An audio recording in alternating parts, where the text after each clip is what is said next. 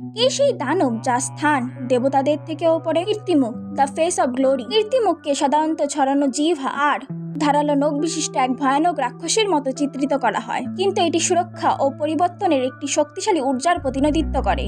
পৌরাণিক কাহিনী অনুসারে মহাদেব কীর্তিমুখকে রাহুকে খাওয়ার জন্য তৈরি করেছিলেন, কিন্তু রাহু ক্ষমা চাওয়ার পর মহাদেব তাকে ক্ষমা করে দিলেন।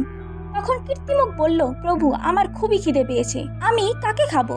তখন মহাদেব বললেন, তুমি নিজেকেই খেয়ে নাও। এটা বলতেই সেই ভয়াবহ দানব মাথা থেকে পা পর্যন্ত নিজেকেই খেয়ে নিল, কিন্তু তার ক্ষুধা নিবৃত্তি হয় না। তার আজ্ঞাকারী মনোভাবকে প্রত্যক্ষ করে মহাদেব বললেন, তুমি মানুষের পাপ, তাদের ক্রোধ, লোভকে খাবে। তাই কীর্তিমুখকে মন্দিরে দেবতাদেরও উপরে চিত্রিত করা হয়। যখন আপনি ভগবানের সামনে থাকবেন, তখন আপনি সামনে কীর্তিমুখকে দেখতে পাবেন, যেটা আপনাকে সবসময় মনে করাতে থাকবে, যদি আপনি পরমাত্মার সাথে যুক্ত হতে চান, যদি আপনি পরম জ্ঞান পেতে চান, তাহলে আপনাকে নিজের বাসনা, ক্রোধ, লোভ থেকে মুক্ত হতে হবে।